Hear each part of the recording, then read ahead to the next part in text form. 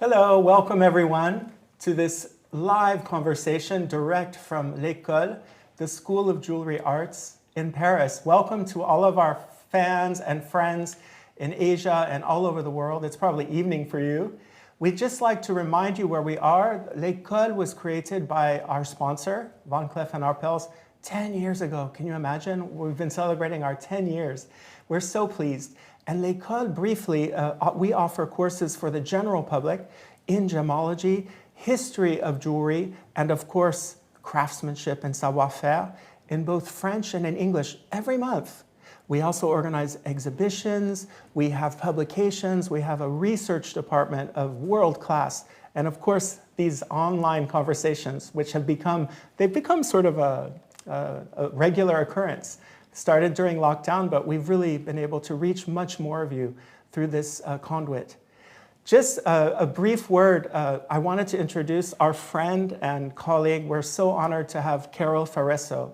Carole is a world-renowned expert in archaeology of materials. She has a PhD in archaeomaterials. She's also a specialist in Andean silversmithing, and she also created a very innovative and interesting jewelry maison called Mochica, and we'll talk a little bit about more about that later.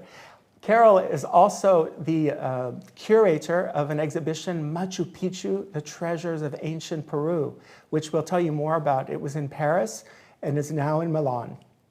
So before we get on to our topic, I'd just like to remind you all know the drill. We have Ghislain and we also have Alice, and we have Celine all behind their screens chatting with you, and they're going to send us your questions. We're going to be careful to save a little bit of time at the end to answer your questions.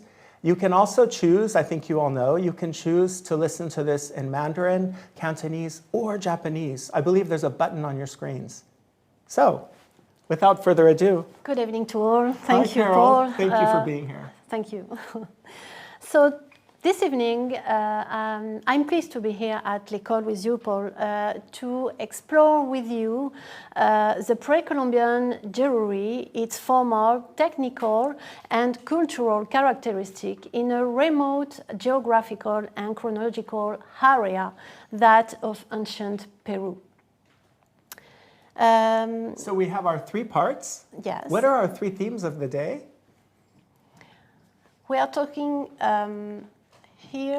we are here with Atahualpa. This conference will abord the jewelry of the gods, the technical characteristic, and the experiential ornaments. Let's return before to the discovery, the origin of our knowing about the jewelry of ancient Peru. This is your... Yes, so in 1532, when Pizarro discovered, let's say, the New World, they actually came across a vast Inca empire, 900,000 square kilometers. It was a highly developed civilization. And so we only heard, until some recent discoveries, we always heard about the Incas. And their capital was Cusco in Tahuantinsuyo in the south of Peru. And this was really the beginning of our understanding of these peoples in the 16th century. In fact, all we know about this new world was diffused from the 16th century in whole Europe, thanks to the narratives and the illustrations of Spanish chroniclers in charge of describing the events and the customs of what they saw. And this is how that we know the portraits of sovereigns such as that of Atahualpa, the last Inca emperor, represented with his main emblems of political and religious power, large circular earrings and a radiant necklace in gold, the Mascaipacha, a crown adorned with a sort of red wool tassel and two black and white feathers of Caracaca bird.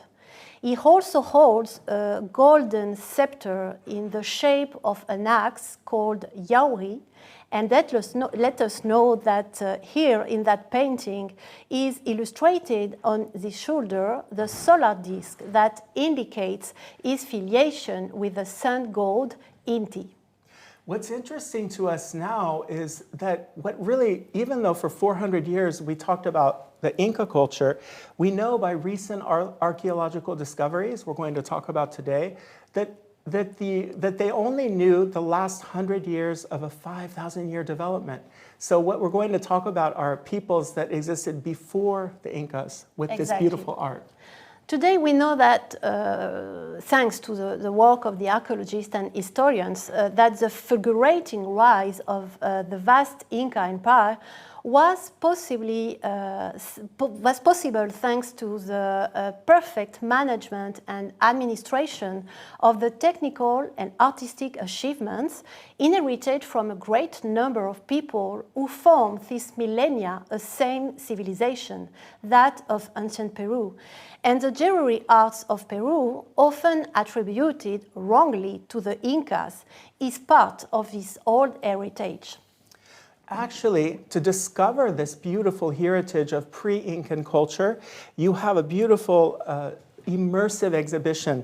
It's the Machu Picchu and the Golden Empires of Peru, of which Carole is the curator.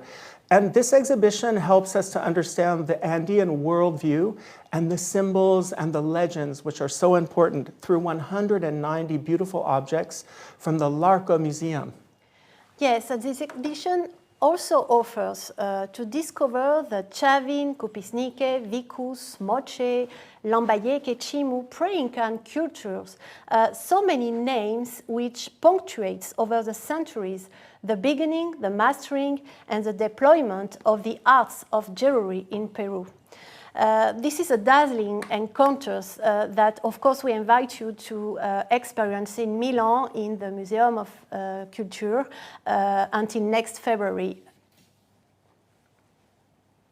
So now, where appear the use of metallic ornaments in the Andes and why? In the same way as Egypt, Mesopotamia, China, India, and Mesoamerica, Peru appears very early as a major historical place. In fact, it's a cradle of civilization. But it's also one of the oldest metallurgical centers in the world, that is to say, a geographical area where metallurgical techniques practices developed in a totally independent way and whose complex and long history was marked by phases of evolution, mutations, crises, but also innovations. It's really interesting, Carole, she brought this to our attention. In the West and in the Near East, we always talk about the Bronze Age from the 3rd millennium BC, which preceded the Iron Age in the 1st millennium. But this way of classifying history by these metals does not apply to Peru, because as early as 1250, before Common Era, they really had a golden age, didn't they, of working gold? Yes, and it was with the Chavin culture, which developed in the Andean highlands of the northern Peru, that the use of ornaments becomes established between 900 and 200 before Christ. So crowns, breastplates, earrings, and necklaces were displayed in a monumental way on different body parts of the community leaders. And the main culture of this time, the principal metallurgical culture of gold, is Chavin, located here, presented here in that red area in the Andean island, which is a strategic geographical space from a commercial point of view. This civilization spreads its artistic styles and its religious iconography in a large part of Peru, and particularly in the north coast, where different cultures succeed each other, like Cupisnique, Vicus, Moche, Lambayeque, Chimu. And through the majestic jewels, let me see here, the Chavin goldsmiths were the first to establish decorative art in the bestiary style to honor the main deities of the Andean world, which are the bird, the feline, and the snakes. So these secret animals symbolized in all Peru and during more than 3,000 years the tripartite world of the Andean cosmology. Thus, the world above of the gods is symbolized by beings that have the ability to fly up it from the land, which are the birds. The present world called Hadan Pacha, which means here and now, the word of here and now, associated with the human beings and the power of the leaders, is symbolized by the big cats, the puma and the jaguar, which are the top predators of the Andean Amazon region. And the world above, where the dead and the ancestors live, is symbolized by beings who could enter it, the snakes. And for example, here, these divine figures can be appreciated on this Kopisnike Chavin gold pendant.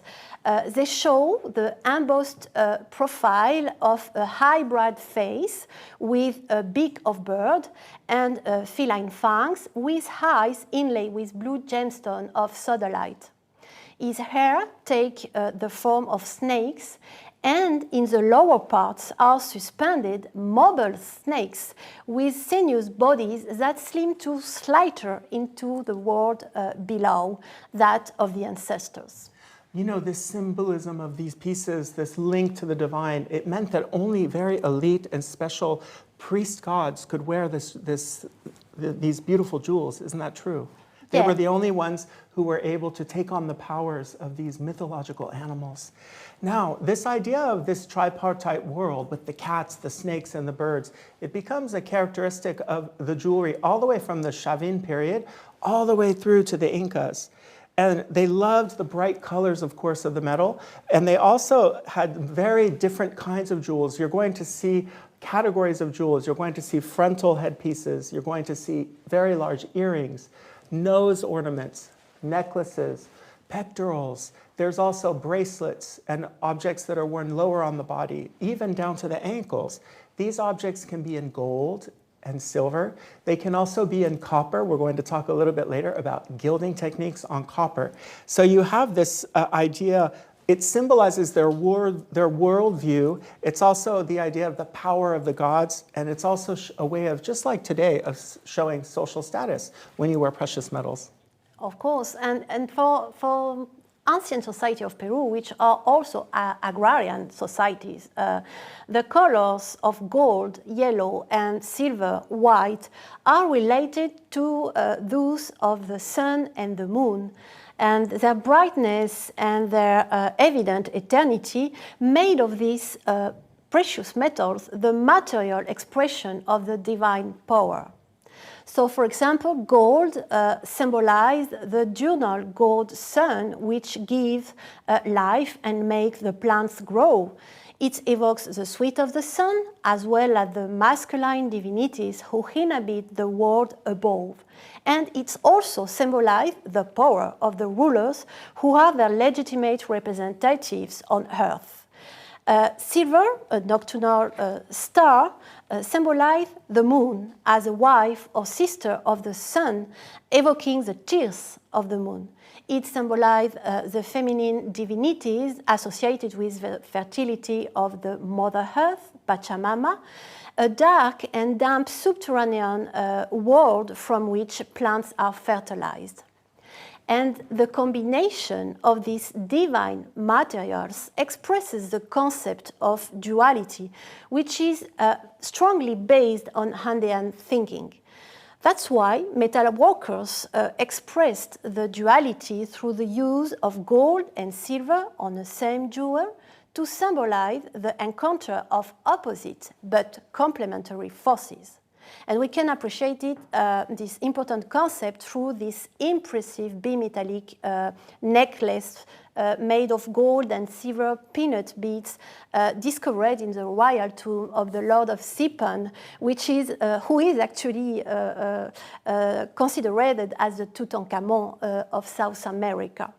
So this necklace is a perfect example of the dual symbolism, sun, moon, gold, silver, masculine, feminine, that embodies the mutual reciprocity between the humans and gods. Now, there are also gifts from the gods that are not metal. There are gifts that these people also, they believed in using stones and using colored stones, ornamental stones, and shells. Some of these stones have specific powers. So let's not forget the idea of the very important person wearing these items is the link with the heavens and also the powers of these specific stones. And some of these gifts are very interesting, aren't they? And these examples that Carole chose for us in front of us now. This anthropomorphic warrior bird, which is represented on these monumental earrings, probably belonged to a warrior chief of the Mochica culture. These impressive earrings indicate first that the goldsmiths worked closely with lapidaries to create mosaic with shining colors. But the great diversity of materials observed on these ornaments also underlines the participation of the elites in networks of exchange over long distances and in all the Andean territory. So, for example, the body of the warrior bird is made of turquoise that probably comes from the south, from the northern regions, and perhaps maybe even from Central America. Its feet are made of sodalite, a blue ornamental gemstone from the south in the region of present-day Chile. The mother of pearls was obtained from marine shells, and the orange spondylus shell, which formed its skirt, was fished in the warm waters of present-day Ecuador. On the other hand, the rock crystal, also called Yalin crystal, which formed this beautiful funeral necklace, would come from the Andean highlands. And because carefully polished, it becomes translucent. The rock crystal was and still is today considered by the shamans of Peru at the most important item of power. In fact, its transparency would represent the intermediate plane between the visible and the invisible, and thus would support the balance between the different worlds. And tell us more about these spondylus shells. These are beautiful. Yes, it's a very specific pieces that we can observe on ancient Peru, and it's a pectoral that impressed by the meticulous assembly of thousands of tiny beads called chaquiras, carved in shells of spondylus princeps of purple, orange, or red color. The spondylus, also called muyu, is a species endemic of the warm waters of Ecuador. This bivalve shell was in fact considered to be the food of the gods and also an indicator of fluctuation of temperature of the El Niño current that cyclically caused climatic disasters such as torrential rains and drought. And this is for this reason that the Pre-Columbian people believed that by constantly offering or feeding spondylus to the god and ancestors, they could maintain a sort of balance between the forces of nature. I can't help but be impressed the regularity of these beads. You know, some of these little beads, they're 1 millimeter or less. And they used very simple tools, didn't they? They were very sophisticated. They had tools, chisels made of bone. They also had different kinds of hammers, stone hammers, sharpened bone rods, and they also used abrasive sands. Yes, and the design también, the design also is very interesting. Your Spanish is perfect, yes, Spanish, we know that. yes. And your English. For example, here you can observe the stepped shape of the pectoral, which refers for Andean people to the main symbol of connection. In fact, tied around the neck, pectorals accentuated the head of the leaders to indicate his power as intercessor between the upper world and the inner world. So its these pectorals served as a sort of channel for the living and ultimately, in the tomb, ensured the regenerating power of the dead. Now, we spoke earlier a little bit about this idea of these great archaeological discoveries. Now, in Peru, they were recent, 20th century, and it really changed our whole chronology that we told you about earlier. It also gives us an understanding of what was important to these people, and we can see who they were in life and who they will be after death, because when you bury the dead in this way, it's clear there's some kind of a belief in an afterlife. Now, the Seigneur of Sipán, the Lord of Sipán, he was discovered in 1987 with 14 other tombs. He was a Moche, and in Lambayeque, which is that same region that Carole showed you up in the north.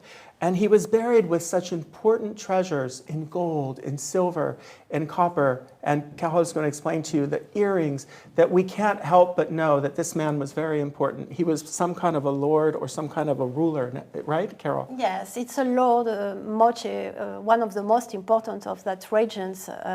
And among the jewelry of power found in the tomb of this Moche ruler are large earrings of approximately 10 centimeters in diameter, encircled with gold beads, such as these 3 pairs presented at the images. It represents the Lord of Sipán as an all-powerful warrior chief surrounded by 2 captive warriors with a rope around his neck. Made of gold and turquoise, the earrings are made of many small elements embossed and chiseled in thin gold sheets previously hammered.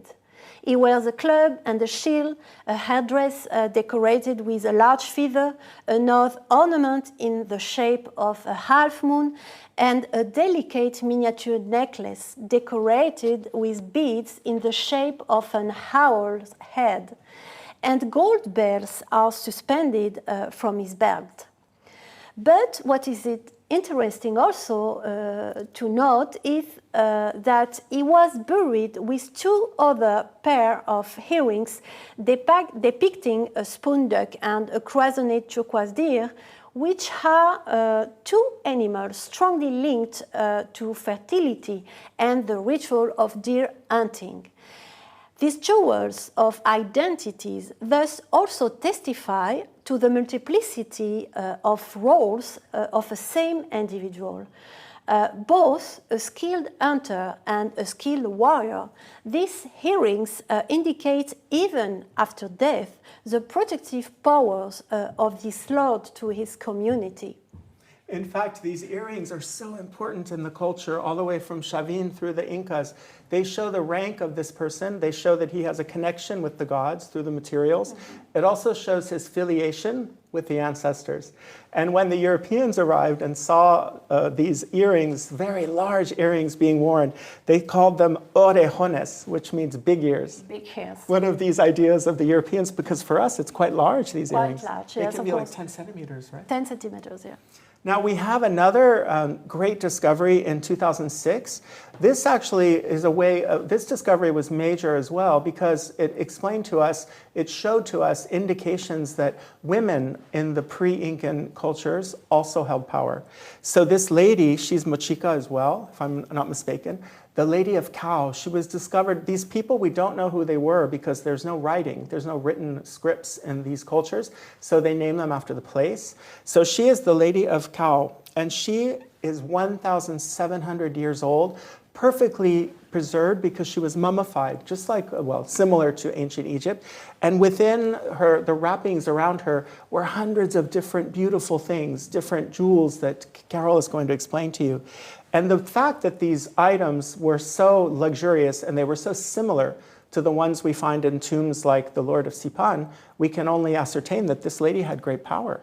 Yeah, among the treasures that accompanied this woman were 18 necklaces made of gold, silver, and fine stones of sodalite, amethyst, and turquoise, as well as several crowns and frontal headdresses made of gold and gilded copper. And in this one, for example, we could perfectly observe the images of the feline, which mark his power on earth.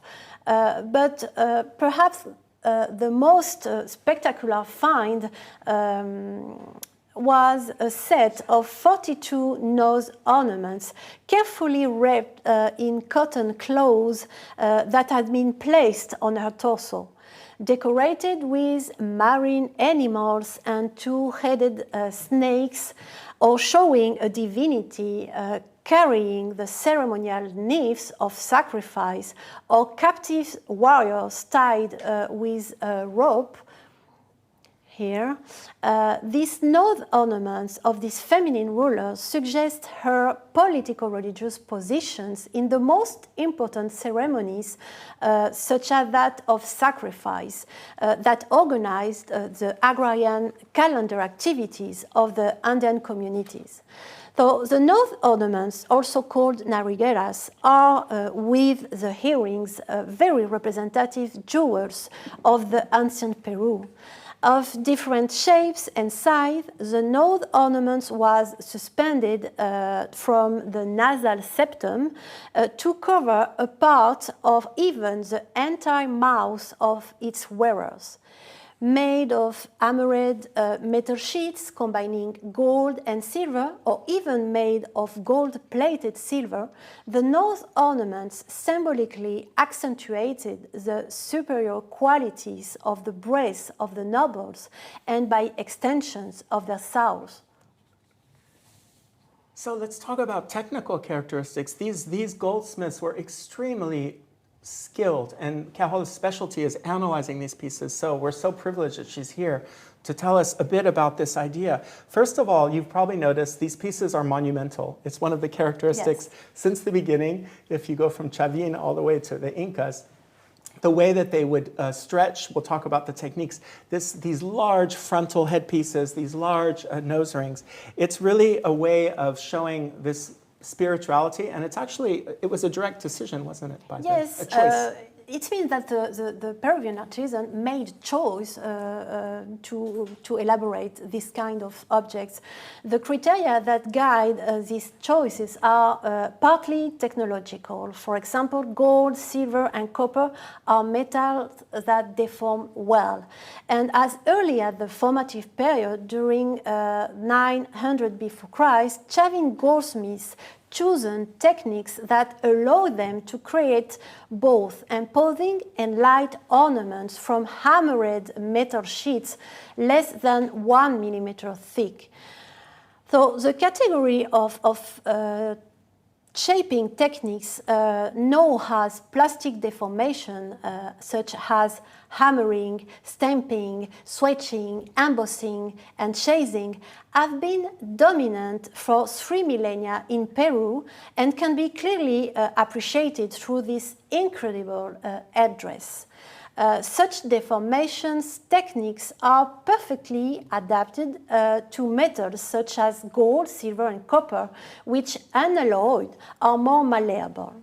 Nevertheless, the technological investigations carried out on some ornaments of this Moche culture indicate also that the shaping of jewels from low-carat alloys, such as 14-carat, which are harder to deform, is also widely performed and mastered by the Peruvian artisans. And through this majestic headdress in the form of an octopus, we can actually see some of these techniques. We can see the embossing down here from the back. They're all different techniques of hammering and of repousser, as we say. We still use the French. We also have some chasing, these beautiful little symbols, the halo around this creature who has actually got feline teeth and feline eyes, as we talked about. And his face, Carole believes, was probably done with a matrix, with some kind of a stamp. It's possible, yeah. And you can see in the tentacles, you can also see there's chasing. Chasing is different than engraving. It involves pushing the material and not taking out metal. Yeah. And so we can imagine, for economic reasons too, it was much more frugal to keep all of the material. And as Carole says, there's also piercing. We can see this beautiful piercing of the objects. And you have these sacred fish at the end of each tentacle. So I'm moving around, you're all going to get dizzy. So these different techniques on one sheet of gold, it's really virtuosity in the gesture. They had hammers, we know their hammers were made of stone, and the way that the virtuosity of the goldsmith was very important in creating all of these different effects. Yes, and for any major deformation is important, the smiths must periodically interrupt the work to anneal the metal, allowing it to recover the malleability necessary to continue to shape it. But annealing, which is performed in an open charcoal furnace, must be realized at the right moment, is it to say, before the metal breaks. And for this purpose, the artisan will explore the evolution of the sound of the piece he strikes. What we can see among all of these operational steps, we can appreciate the high degree of technical skill among the goldsmiths of ancient Peru. I find that very moving that you talk about the sound. They use the sound to understand when it's time to anneal. Yeah. So we'd like to talk about, let's innovate, and where you'll understand by the end of this slide what we're talking about. But what we want to say that there were, yes, economic factors, but there were non-technological criteria as well. You had the aesthetic criteria, you had the symbolic, always the symbolic idea that we've talked about. And what happened was, for example, if they have an alloy with 80% gold, it's going to be a lot more yellow than an alloy with 30%. And of course, they were people that had to, they thought about economics as well. We know that. But this symbolism of the color, let's go back to this. The alloys that they would achieve, alloys are when you blend different types. Gold can be alloyed with copper and other metals to make it more resistant and to change the color.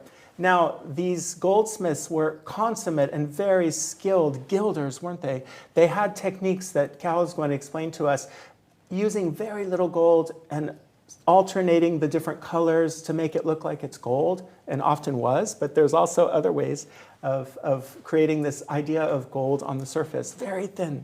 Yeah, in these three examples, we can observe three different metallurgical phases obtained from microsamples taken from three ornaments with a golden appearance. On the left, it is a frontal headdress from the Moche culture on the early Moche period. From 18-karat alloys with 78% gold, which has a clearly yellow color. And today, 18 gold is the most recognized legal gold content in Europe and in the world. In the center, the second Moche address from the middle Moche period is a 14-karat alloy with 58% gold, which present heterogeneous areas of pinkish tones on its surface. Profile concentration analysis made from the core of the substrate to the top surface revealed nourishment of the surface in gold on 88% in parallel with a depletion of copper. And the metallographic examination, the images that you can see in the middle, show that the visible face of the headdress was enriched in gold to an average thickness of 13 micrometers. This is typical of the depletion gilding process. This gilding process consists of gold-enriched surfaces through the applications of corrosive coatings, which heated to 350 Celsius degree would eliminate the copper from the surface and thus enrich the surface in gold. And gold, which is contrary to copper, uncorrosive to corrosion. And the final thickness of the gilding can depend on the number of treatments performed or the duration of the treatment. It's so technical. These people were amazing. This is before, this is the 1,000 years, 900 years before. They experiment, yes, they experiment incredible. all the process.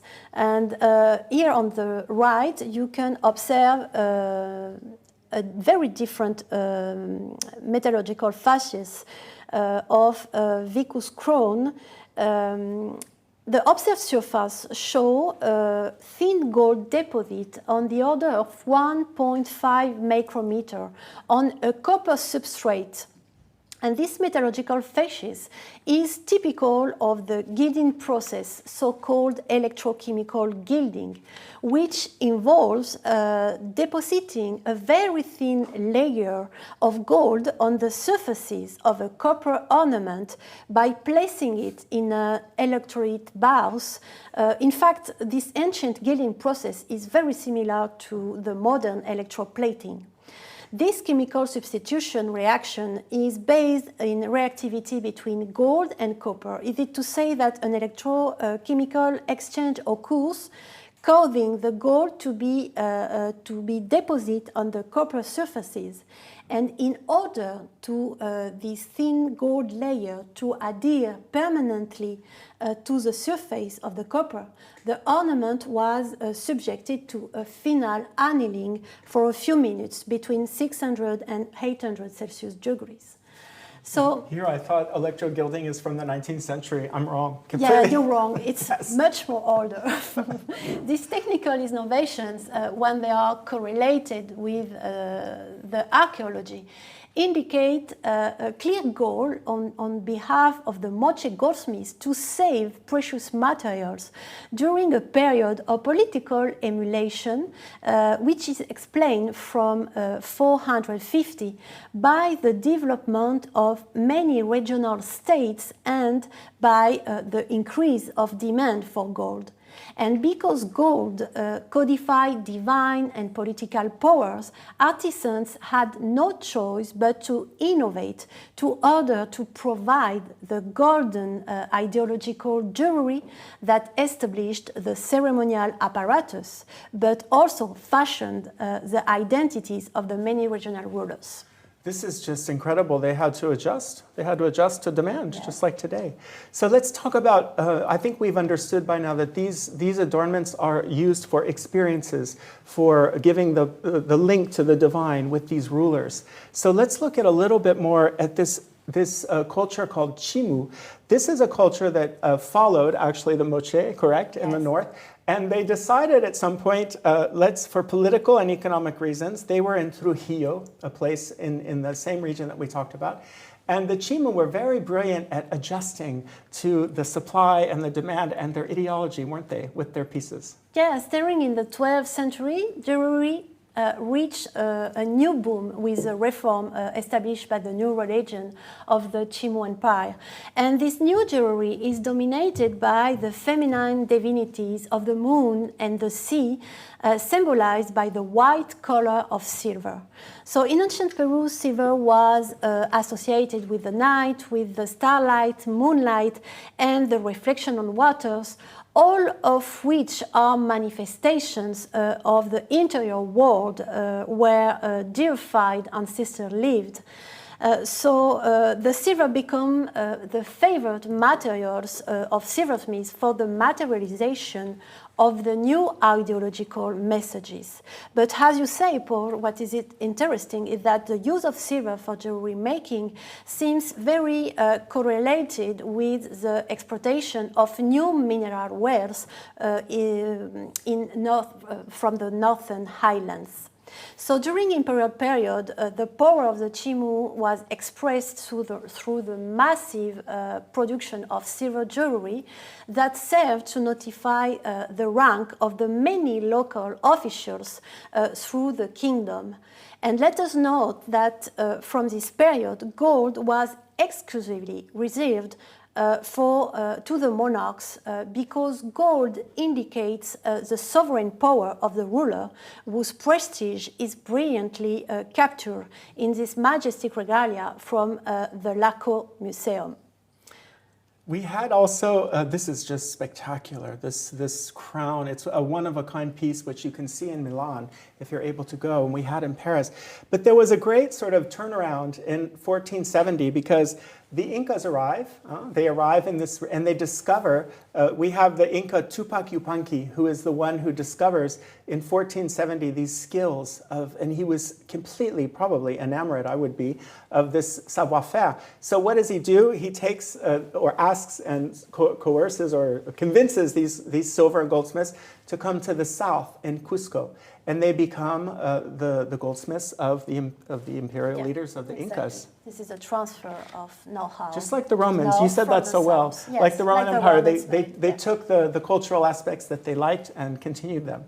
Now, we have this idea also during 3,000, you've probably understood by now the sacred and the spiritual nature of gold. So the people that were able to take these nuggets, this rough material, and turn it into these magical pieces that make sound, they have a beautiful golden color, and they're malleable, and they shine, and they last forever. These people were considered like alchemists. They were magicians. They had a very special place in society, didn't they, the goldsmiths? Malleability, the reflection of the metal, all of these physical, chemical properties, of course they didn't know them, but they knew how to exploit them. They knew how to shine the gold. They knew how to hammer it, as we saw earlier. And so these qualities of the gold, which we can analyze today, they didn't have the means to analyze, but they knew how to bring them out to make these magical links. Yeah, exactly. They use the qualities of metals to, in fact, activate and animate the ornament that participate in the ceremonial experiences. So during ceremonies, the priests, priestesses, rulers were literally transformed, adorning their body with jewels animated by the divine. And this is what we can see in this scene painted on a bottle, Mochica bottle, where we can see wire richly adorned from head to foot. They hold a rope and dance to the sound of musical instruments located in the lower part of the scene. And in the central part is a radiant character, is observed deified with feline fangs. He wears a helmet with a metallic feather that connects him to the superior world, and two snakes are part of his helmet, which connect him with the inferior world.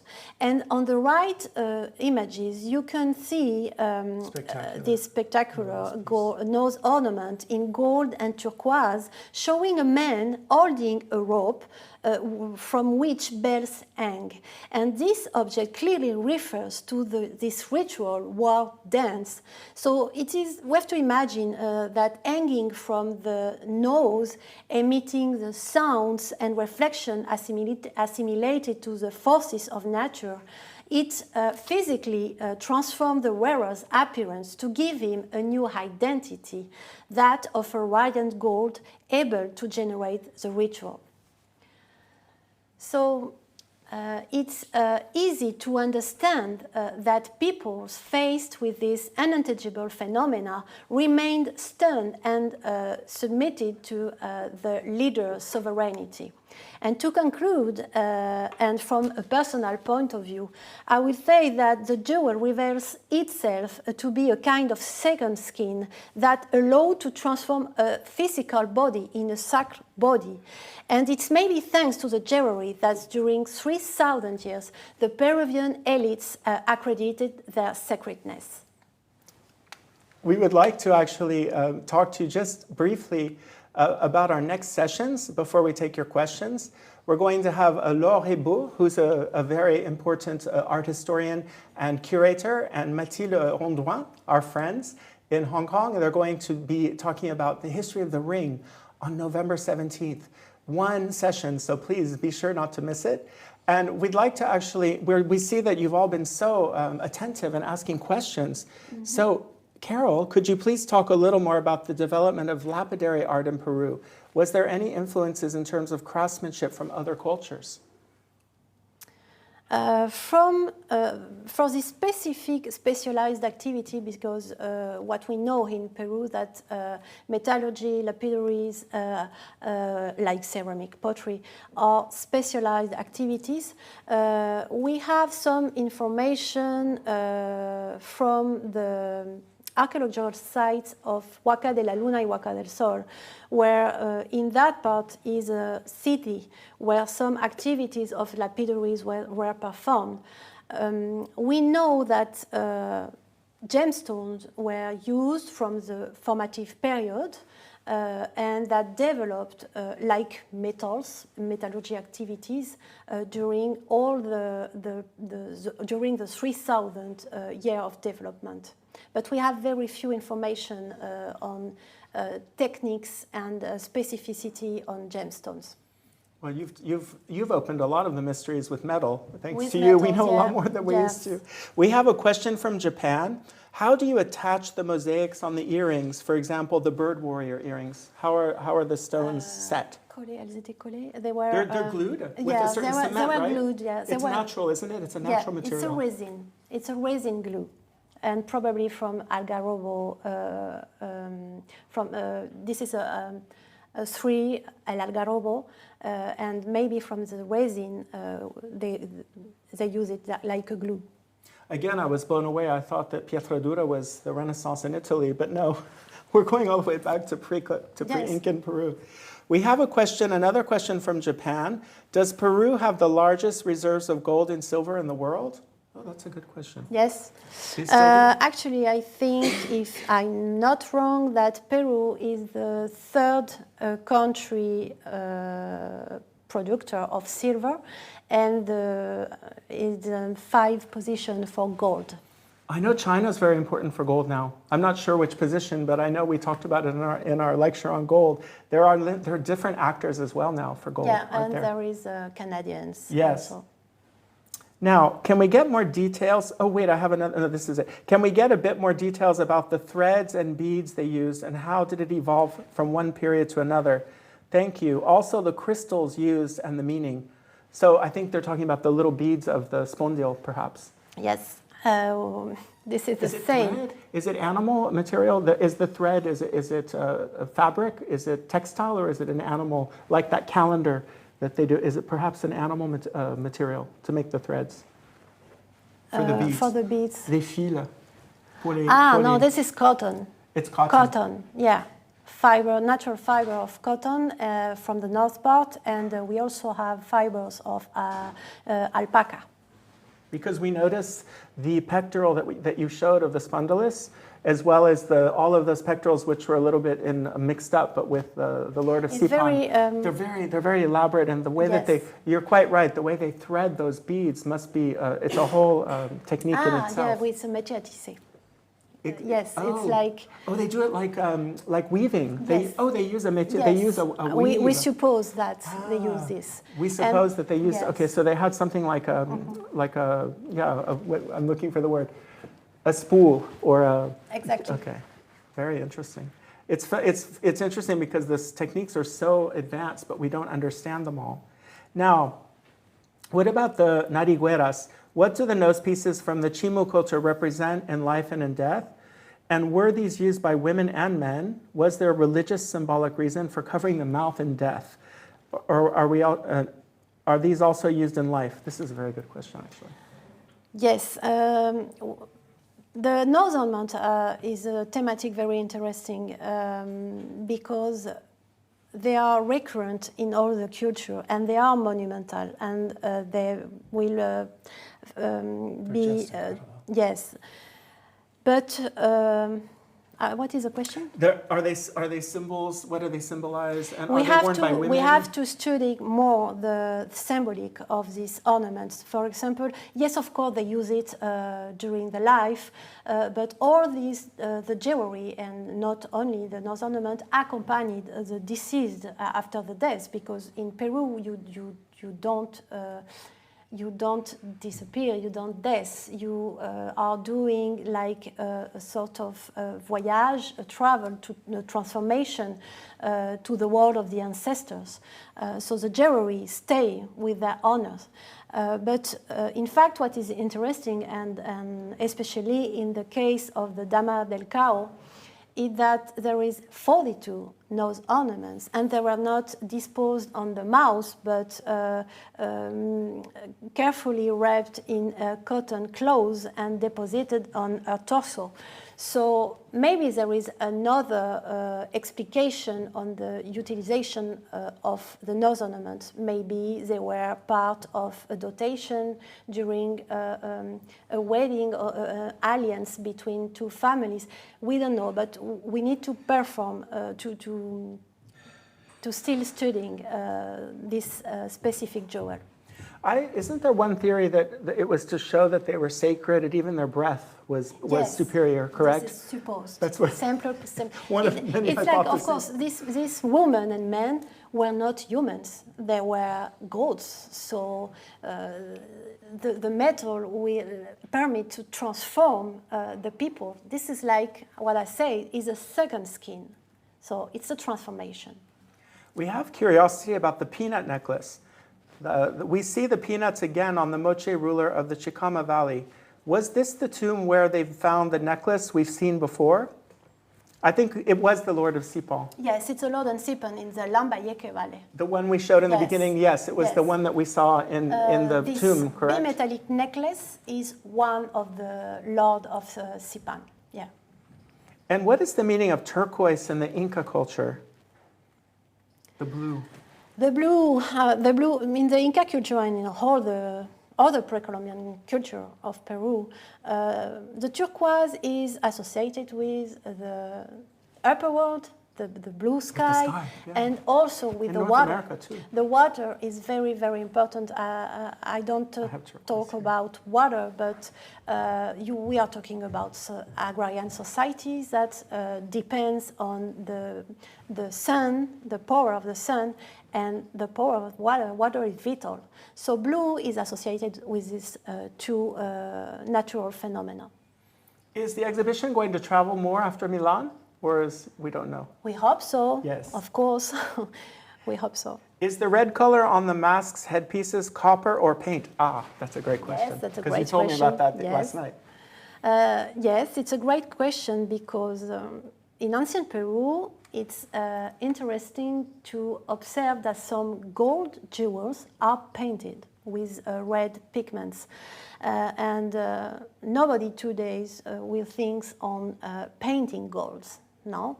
I have the opportunity to make some different analyses on laboratory on different pieces from the collection of the Museum of America from Auch in the south of France. And the red pigment, we were thinking at the beginning that they could be cyanide, but it's not. There are iron oxide. Yeah, iron oxide. So, I'd like to know if the spacers on the gold and silver necklace are modern representations of the original spacers, or if these are additions for mounting purposes, please. The spacer of gold and silver? You mean on the peanuts? I think on the peanuts. That was Yeah, the only I think necklace it's we showed modern. that had both colors. For the different The things that attach the peanuts. No, they are the original, but restored. And we're wondering how they eat or even breathe with those huge nose ornaments. I think we can answer that. I think they're ceremonial, right? Let me say to you that I try them, so I can say They're to light, you right? they are very light. And this is a particularity of the jewelry of ancient Peru. They are imponent, very big, but very light. And I tried some node ornaments, and we had the opportunity to reproduce one from the Ukupe archaeological sites, from the Lord of Ukupe, and they're light. We have one more question from Japan. Are the earrings that Carole is wearing original? Wow. Oh, thank you. They are not original, but they are made with the traditional techniques of ancient Peru. This is to say that after my research, I decide with Armando, my artisans and my partner, to relive the tradition of the jewelry on ancient Peru, because it is very, very important to preserve and transmit his know-how. This is the last one. So yes, they are not original, but maybe a little. Well, they're actually the ancient, your craftsmen are actually Peruvian, and they're using the ancient savoir-faire, as we like to say at l'école, because once these techniques are gone, they're gone. So thank goodness there's people, there's people like you and your colleagues who are actually reviving this idea of this beautiful gold work. This is our objective, of course, and what we dreams, maybe it's to create a workshop school where Armando could transmit his know-how to a young generation of Peruvian craftsmen. But we are staying in the same logic. So we try to experiment in base of the laboratory analysis, the techniques. Thank you so much. We're at the end of, I know we could talk to Carole for hours. She's a very fascinating and brilliant lady. Thank you so much. Thank you everyone for coming to for this talk. And we'd like to just, if you want to keep in touch with us, you can by the handles that are on the screen before you. And you can always send your questions by Instagram. I know we didn't have time to cover all the questions, but we thank you very much for your questions and for this wonderful journey. Carole, thank you again on behalf of l'École and all of us. We're so honored to have you. Thank you too. And thank you all for tuning in all the way from Asia, all over the world. And we'll see you very soon. Goodbye. Bye-bye.